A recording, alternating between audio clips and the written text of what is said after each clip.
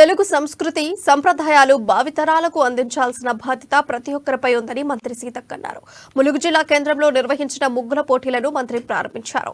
మన పూర్వీకులు మనకు నేర్పిన సంస్కృతి సాంప్రదాయాలను వాటి మూలాలను మహిళలు ఎప్పటికీ మరవకూడదని యువతులు మహిళలు ముగ్గులు వేస్తుంటే ఇప్పుడే ములుగులో సంక్రాంతి వచ్చినట్లు అనిపిస్తుందని సీతక్క అన్నారు.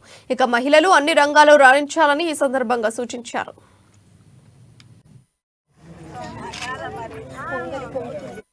పసుపు చేయికి పసుపే పెట్టుకున్నాం.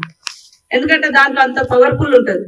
యాంటీబయాటిక్ అనేది అంటే విష జ్వరాలను విష పురుగులను గడప దాటించి లోపలికి రానియకుండా అది అడ్డుకుంటది. మనం ఇవాళ బతుకమ్మలో మరి గౌరమ్మని చేసి పెడతాం. మన యొక్క నమ్మకము విశ్వాసము పసుపు కుంకుమ అనేది దాంతో పాటు దాంట్లో సైంటిఫికల్ గా కూడా ఒక శాస్త్రీయత ఉంటది. మనం వేసేటువంటి ప్రతి పువ్వులో కూడా నీళ్లను శుద్ధి చేసే గుణం ఉన్నది. అందుకని బతుకమ్మలలో కూడా వాడుతుంటాం.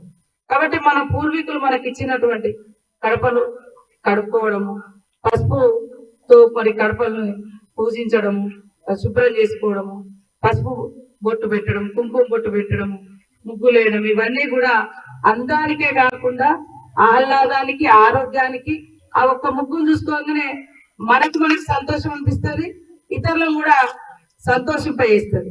కాబట్టి ముగ్గులు అనేది పోటీ కాదు, కానీ పోటీ అనేది ఉండడం మూలంగా మనం ఇంకా ఇప్పుడు నేను కూడా చాలా రోజులు అయిపోయింది ముగ్గులు వేయడం మర్చిపోయి. ఇప్పుడు ప్రయత్నం చేసినాకో నేను కూడా బాగానే చేతి తిప్పగలుగుతా అనేది అర్థమైంది.